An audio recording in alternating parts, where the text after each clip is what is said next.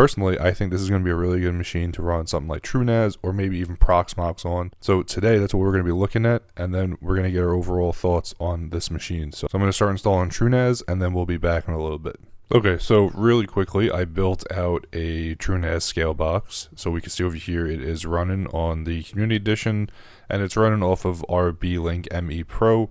I have my 12 gigs of memory, I have my CPU usage, I have my pool that I just made, as well as a cache drive with one of my M.2 drives. We have our networking information, and now if I had another network cable plugged into the other network port, I could have a second line going over, so I could have a redundancy, or I could have a failover, however I'd want to set it up.